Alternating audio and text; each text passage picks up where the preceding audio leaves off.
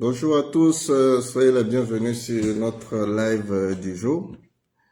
C'est avec un grand plaisir que je vous retrouve. C'est vrai que ça fait un bout de temps. On n'a pas eu l'occasion de s'écouter, de faire des vidéos, mais quand même on est resté présent sur les autres plateformes pour continuer quand même cet éveil de conscience que nous continuons de faire ensemble.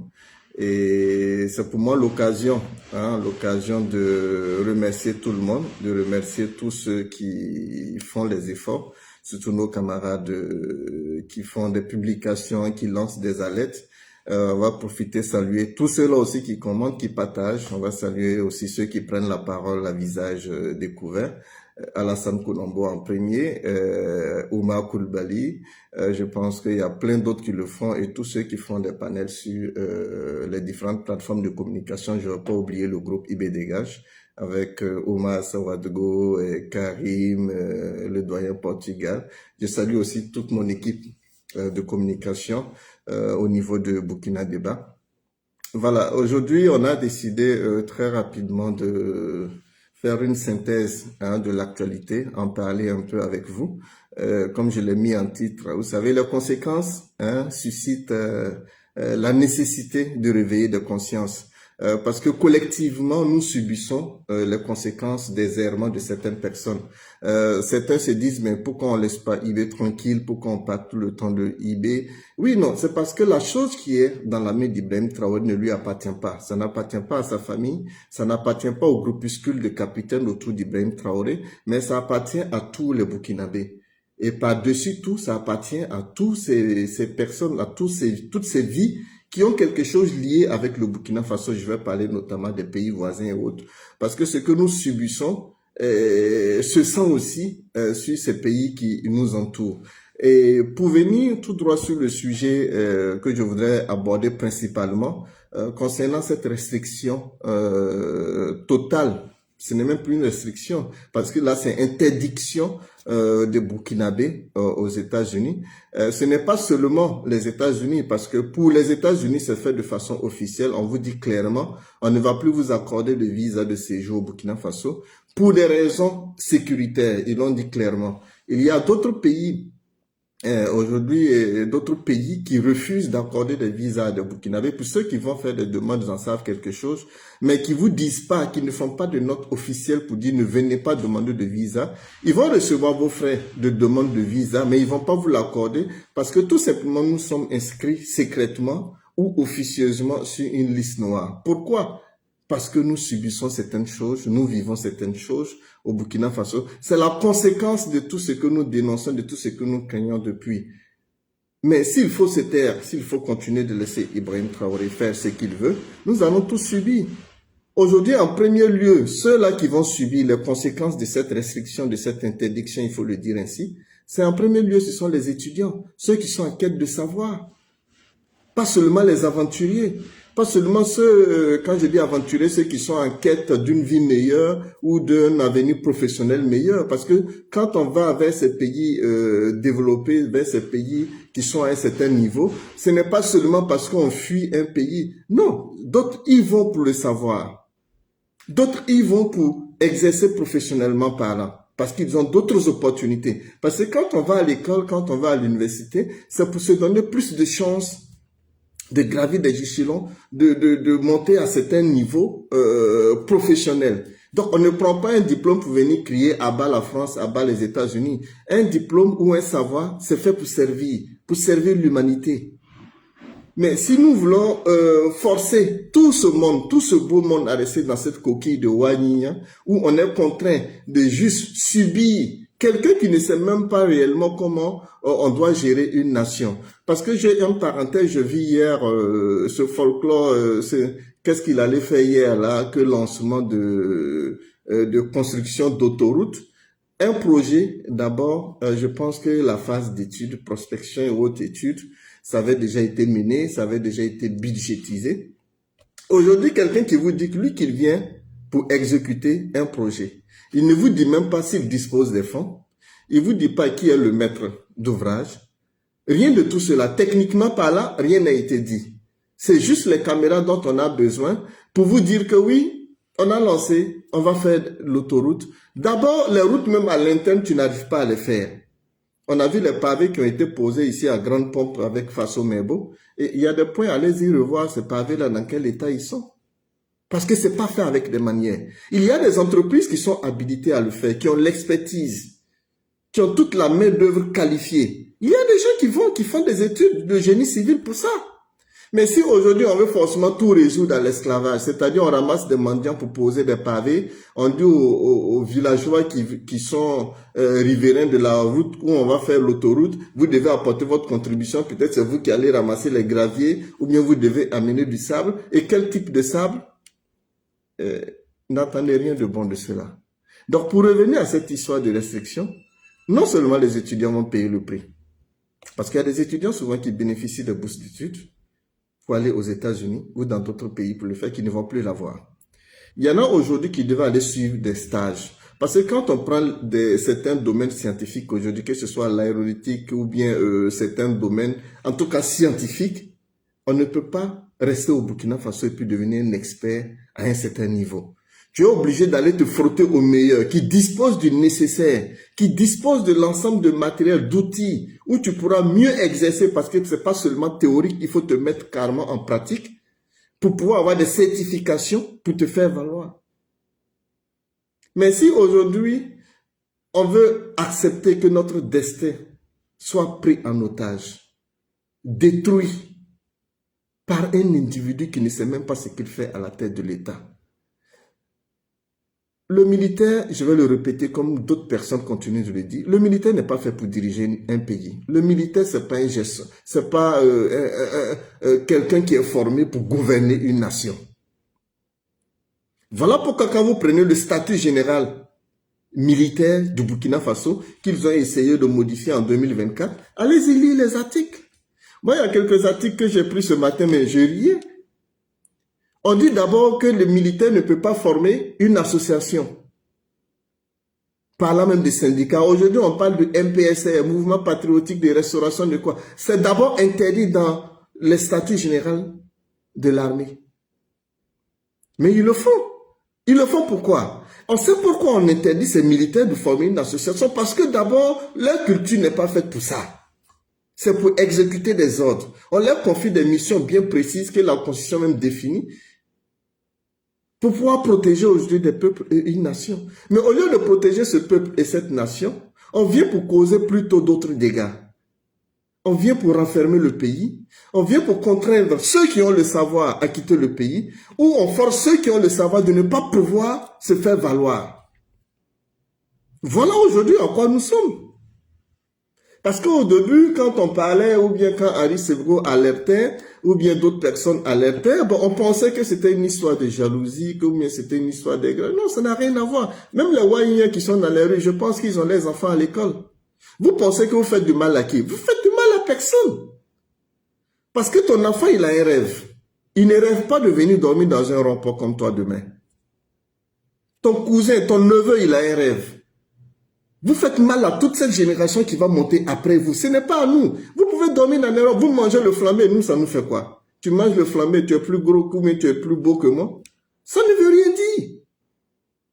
Si vous pensez à votre ventre, pensez au moins à ce qui peut arriver à l'humanité. Quand on parle de l'humanité, le Burkinabé n'est pas exclu de cela. Donc, ce n'est pas le Burkina aujourd'hui qu'on va venir fermer à vase clos, nous contraindre à nous priver de plein de choses. Le monde aujourd'hui a avancé et l'évolution que ce monde a pu atteindre aujourd'hui, nous pouvons aussi en tirer bénéfice. Mais si on continue à rester dans la main d'Ibrahim Traoré, non seulement on va continuer d'être un champ de guerre, un terrain de ruine, où on voit seulement que des militaires qui font ce qu'ils veulent, ou des mercenaires qui sont importés pour venir piller nos richesses. Parce que là, quand vous voyez notre armée, est carrément devenue subordonnée des mercenaires. Comment on peut prendre des mercenaires, leur confier tout l'arsenal, notre renseignement, au détriment de nos propres services de renseignement et de notre propre armée? Dites-moi aujourd'hui, quand je vois, on a eu à décorer le chef d'état-major actuel, Diallo, et puis le ministre de la Défense, au nom de quoi? Au nom de quoi? Ils ont libéré ce pays-là pour être décorés. Mais quand vous les voyez sourire quand Ibrahim Traoré parle dans un micro comme un DJ, Mais ça fait honte depuis quand un militaire sourit au hasard. Vous êtes fiers de ce discours? Vous êtes fiers de ce que les Burkinabés vivent? Allez-y à Tiou, vers Ouaïdia. Hier, plein de militaires de VDP sont tombés. Même les VDP et les militaires ont failli se rentrer dedans hier. Celui qui nie, qui l'appelle. Arbinda, combien de nos jeunes sont tombés?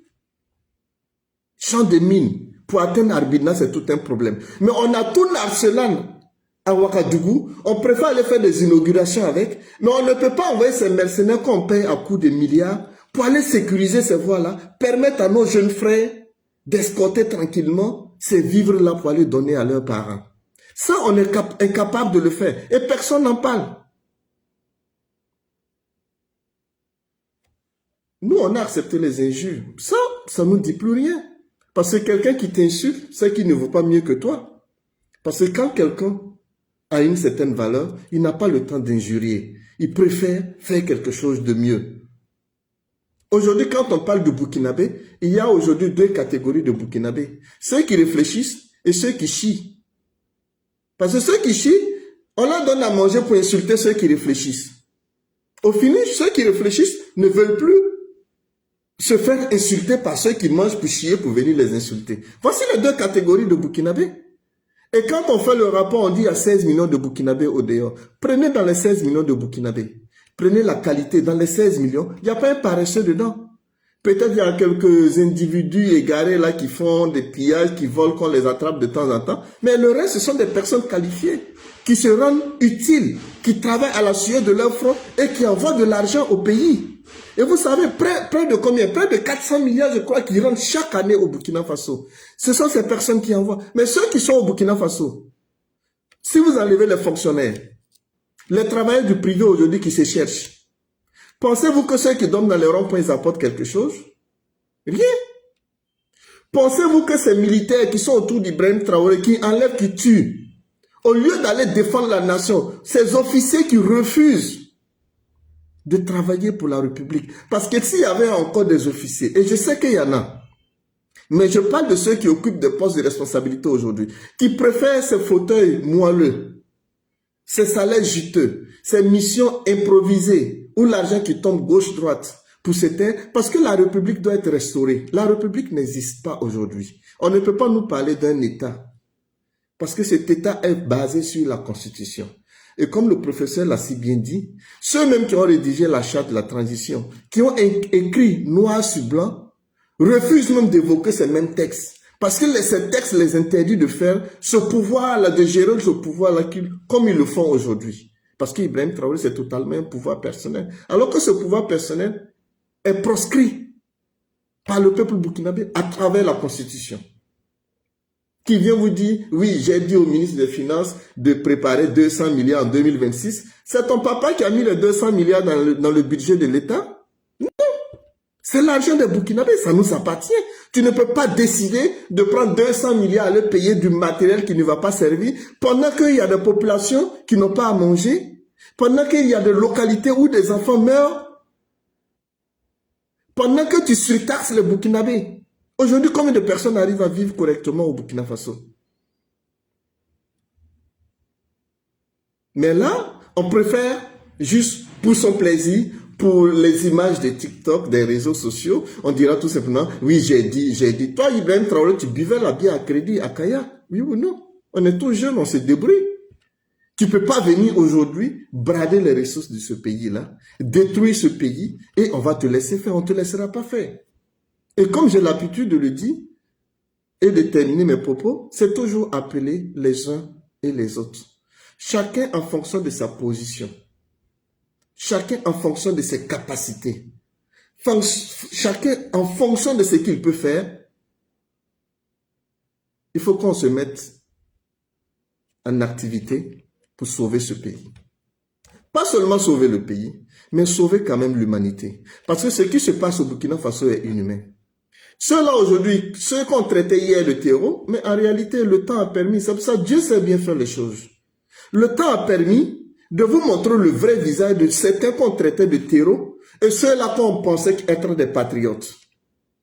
Pensez-vous qu'un terreau va prendre des militaires en otage et les nourrir, les vêtir pendant des mois, leur permettre de contacter leurs familles. Ils sont véritablement des terreaux? Non. Il y a le vrai terreau et ceux-là qu'on veut assimiler au terrorisme. Comme on vous l'a toujours dit, il y en a qui se retrouvent dans ce fait parce qu'ils ont subi de l'injustice. Ils ont été obligés à un moment donné de se rallier pour se faire entendre.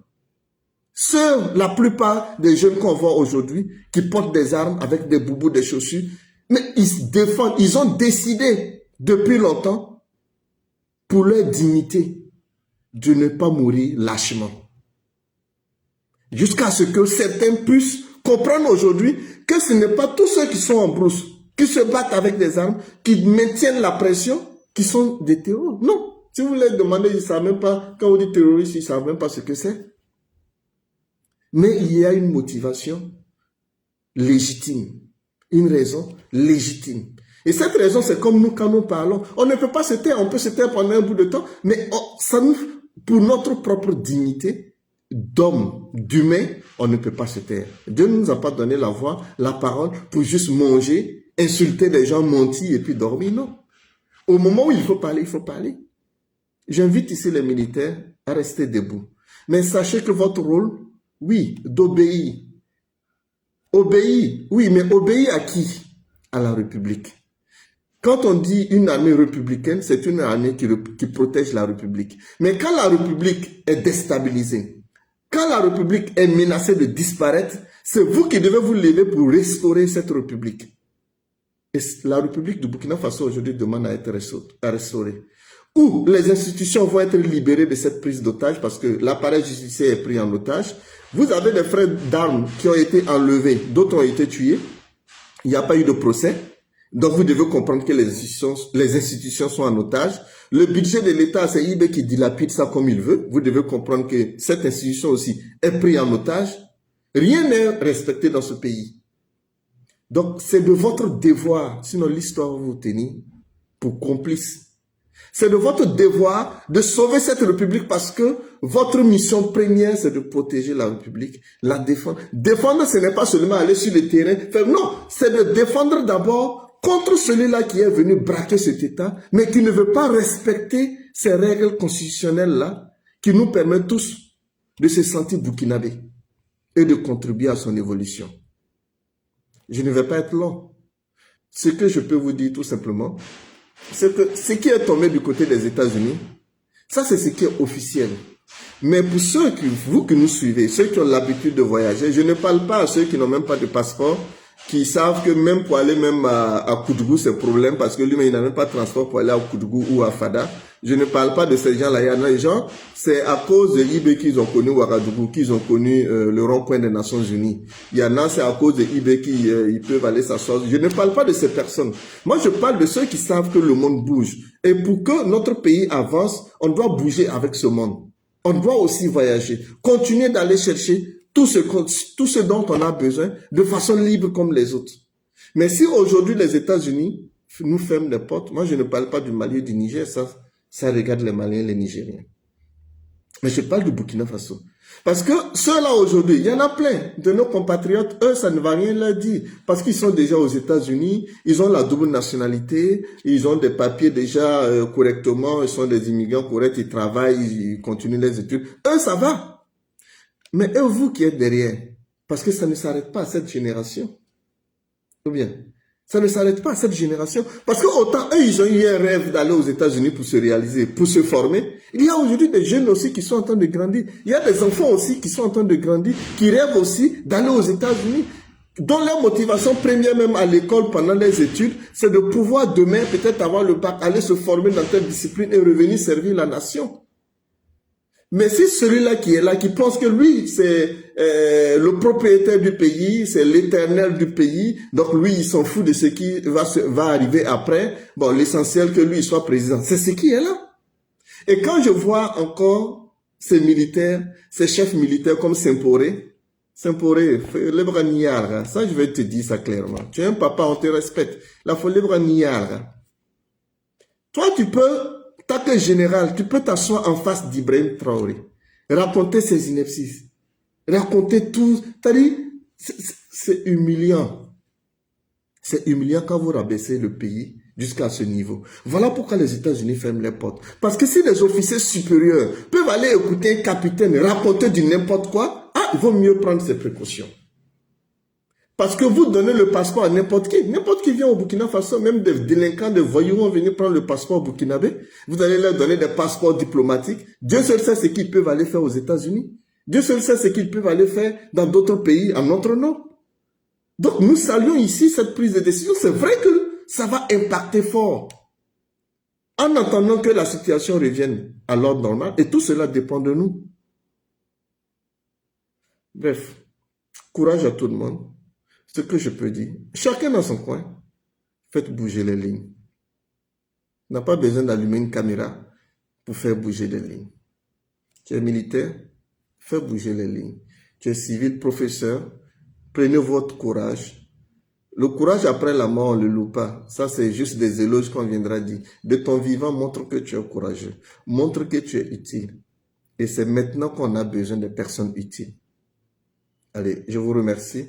Et je vous dis bon courage à tous. Je profite de saluer ici tous ces journalistes qui ont eu à faire le panel sur la liberté de presse et autres.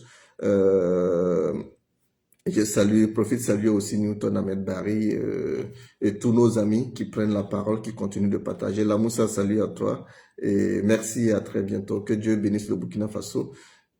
Que chacun soit prêt à jouer sa partition. Je vous remercie.